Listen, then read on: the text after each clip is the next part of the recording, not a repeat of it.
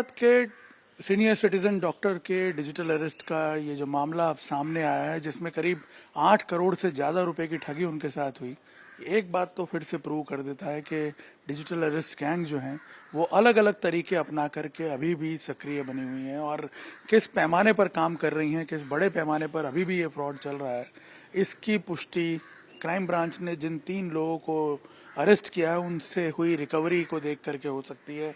उनके पास से करीब 32 जितने मोबाइल फोन्स जो हैं वो रिकवर किए गए हैं, 21 क्रेडिट कार्ड जो हैं वो रिकवर किए गए हैं, स्वाइप मशीन्स हैं वो रिकवर की गई हैं, पेन ड्राइव्स हैं, ये 32 फोन आप देखिए उनके पास थे जो अलग अलग फ्रॉड्स के लिए उपयोग कर रहे थे लोगों को फंसाने के लिए। ये चेकबुक्स जो उनके चेकबुक्स और पासबुक जो उनके पास से रिकवर की गई हैं, ये तमाम चीजें इंडिकेट करती हैं कि अभी भी ये अलग अलग जगह पे अकाउंट हायर करके किस तरह से ऑपरेट कर रहे हैं। और सबसे बड़ी बात यह कि इन बैंक डिटेल्स के आधार पर पुलिस के हाथ कई ऐसे सस्पिशियस ट्रांजैक्शंस की इंफॉर्मेशन लगी है जिससे आगे और बड़े खेल का पर्दाफाश हो सकता है। अहमदाबाद क्राइम ब्रांच ने डिजिटल अरेस्ट फ्रॉड के एक बड़े केस को क्रैक करते हुए करीब 8.5 करोड़ की ठगी के मामले में 3 लोगों को गिरफ्तार किया है। करीब 8 लोगों के खिलाफ पुलिस कंप्लेंट की गई थी और इसमें पता ये चला है कि एक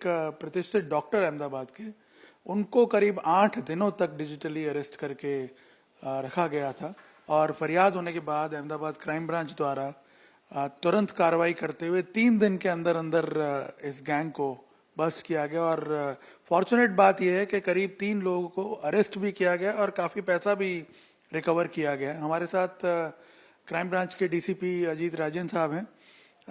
मैं सबसे पहले आपसे ये जानना चाहता हूं सर कि काफी अवेयरनेस इनफैक्ट डिजिटल अरेस्ट के मामलों में क्रिएट भी की गई है।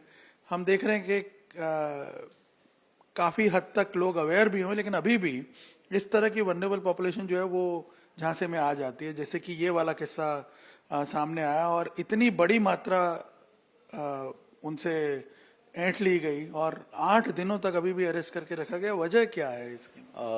जी निर्णय जी, अभी जो हमने डिजिटल अरेस्ट का केस सॉल्व किया है उसमें कुछ तथ्य हमारे सामने आए हैं। इसमें ऐसा ध्यान पे आया है कि लोगों में अवेयरनेस खासी बढ़ी है, पर अवेयरनेस के साथ साथ कुछ वल्नरेबल पॉपुलेशंस हैं, जैसे खासकर सीनियर सिटीजन्स, बच्चे या हाउसवाइफ्स वगैरह, उनका प्रोफाइलिंग करके साइबर स्कैमर्स द्वारा टारगेट करने में आया गया है।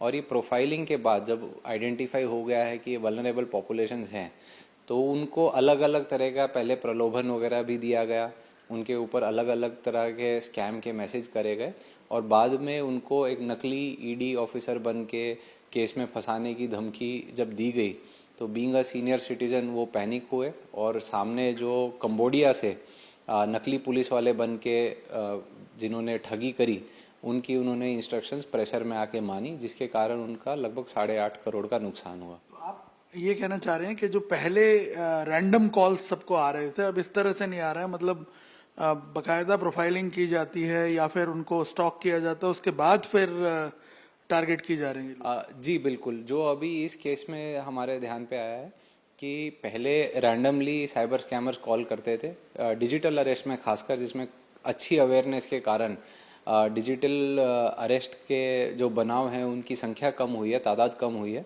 लेकिन उसके साथ साथ प्रोफाइलिंग भी साइबर स्कैमर्स ने करना स्टार्ट किया है। इस वाले केस में हमारे कुछ फिजिकल स्टॉकिंग का भी एक एलिमेंट आया है, जिसमें उन्होंने डॉक्टर जो प्रतिष्ठित डॉक्टर हैं वो काफ़ी एजिड हैं, उनको पहले उन्होंने डिजिटली प्रोफाइल करके उनका फिजिकली भी जो इसमें एक लोकल इन्वॉल्वमेंट है, जिस क्रिमिनल को हमने अरेस्ट भी किया है, उसके थ्रू पहले रेकी कराई गई कि भाई ये एक्चुअल में सीनियर सिटीजन हैं और अच्छे तबके के हैं, तो उसके बाद इनको डिजिटल अरेस्ट का अटैक किया गया है।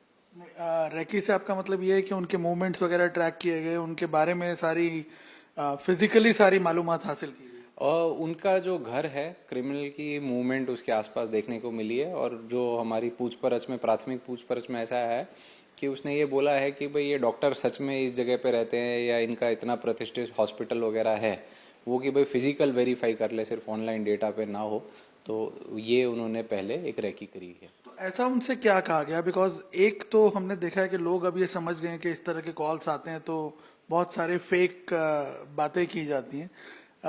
इन डॉक्टर्स के साथ ऐसी क्या बातचीत की गई कि ये एकदम इन्फ्लुएंस हो गए? ये जो इन्वेस्टिगेशन में सामने आया है, लगभग 27 जुलाई से 5 अगस्त तक ये डॉक्टर साहब के ऊपर अलग अलग टाइप के साइबर फ्रॉड्स के मैसेजेस आए। जैसे कुछ इस तरह के आए कि आप बिजली का बिल आपने नहीं भरा है, बिजली काट दी जाएगी, आपने टैक्स नहीं भरा है, आपका अकाउंट फ्रीज कर दिया जाएगा, बिजनेस इन्वेस्टमेंट का आइडिया दिया गया, और जितने अलग अलग टाइप के स्कैम चल रहे हैं उस तरह का इनका प्रलोभन दिया गया।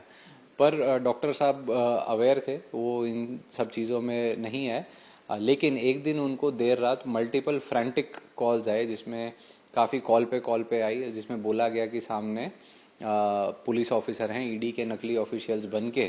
तो जब डॉक्टर साहब ने उनका वेरिफिकेशन के लिए पूछा तो उन्होंने बोला कि हम आपको वीडियो कॉल करके बता देंगे कि हम असली पुलिस हैं। तो बाद में ये जो अभी हम सभी जानते हैं कि कंबोडिया जो एक डिजिटल अरेस्ट का हब बना हुआ है, तो उन्होंने जब वीडियो कॉल एक्सेप्ट करी तो सामने एक आदमी पुलिस के कपड़े पहन के पीछे ईडी ऑफिस का बोर्ड लगा के बिल्कुल ही समझदारी के साथ बात कर रहा था, जिसके चक्कर में डॉक्टर साहब प्रेशर में आ गए। और फिर जैसे जैसे उसने सामने वाले ने इनको एक्सटॉर्ट किया तो इन्होंने पैसे की ठगी हुई। और फिर ये पकड़े कैसे गए ये स्कैमर्स? क्योंकि हमने देखा कि इतना फास्ट मूवमेंट होता है पैसे का भी, और फिजिकल इन्वॉल्वमेंट बहुत कम होता है। जी बिल्कुल, जो इनका अमाउंट था ये 8 दिन तक डॉक्टर साहब का डिजिटल अरेस्ट चला। तो 8 दिन के अंदर पुलिस ने अभी 1.25 करोड़ जितनी रकम बरामदी की प्रोसेस किया है। बाकी की रिकवरी जल्द होगी ऐसी हमारी आशा है। और जो भी डिजिटल हमें फुटप्रिंट्स मिले, इन्वेस्टिगेशन हुई, साइबर फोरेंसिक्स की इन्वेस्टिगेशन हुई, और जो डॉक्टर साहब को डाउट था रेकी फिजिकल वाला, वो सब एंगल्स हमने इन्वेस्टिगेट करे।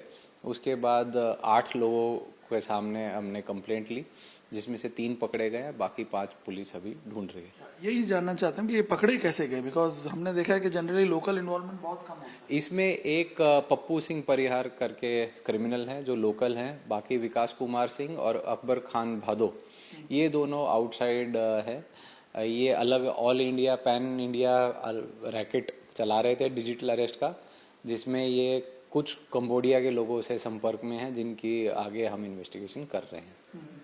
तो ये जो 8 दिन तक जैसे बताया कि ये अरेस्टेड रहे डिजिटली और पैसा इनसे ट्रांसफर होता रहा, तो ये जो लोकली जो लोग थे इनका रोल क्या था, मतलब ये क्या कर रहे थे? लोकली सिर्फ इसमें एक जैसे बताया गया पप्पू सिंह परिहार करके क्रिमिनल है।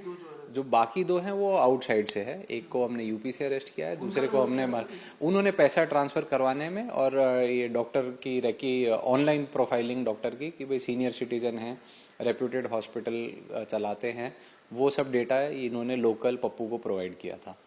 फिर पप्पू ने वेरीफाई करके उनको कंफर्म किया, जिसके बाद इन पे साइबर अटैक चालू हुआ।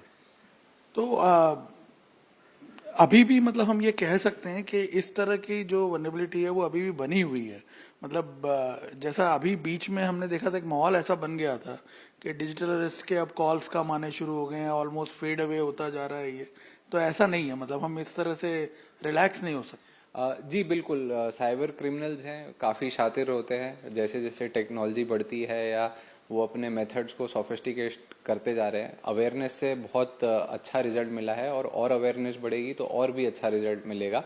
अभी देखने में ऐसा आया है कि जो रैंडम कॉल्स आते थे उसकी जगह अभी सीनियर सिटीजन है या स्कूल कॉलेज में पढ़ने वाले छात्र छात्राएं हैं, उनको प्रोफाइलिंग करके गया है। तो सोफिस्टिकेशन साइबर क्रिमिनल्स में आई है, पर पुलिस भी पूरी तरह से तैनात है, और कुछ जो भी चैलेंजेस होंगे उसको हम ओवरकम करेंगे। मतलब डिजिटली अवेयर रहने के साथ साथ अपने आसपास के एनवायरनमेंट को भी चेक करते रहना। जी बिल्कुल, उसके साथ साथ अपनी पर्सनल इन्फॉर्मेशन आप क्या शेयर कर रहे हैं ऑनलाइन, कितने लोगों के साथ शेयर कर रहे हैं, कितनी उसकी आउटरीच आपने पब्लिक में अलाउ कर रखी है, उस इन्फॉर्मेशन पे नियंत्रण रखना या एक सूझबूझ रखना भी जरूरी है।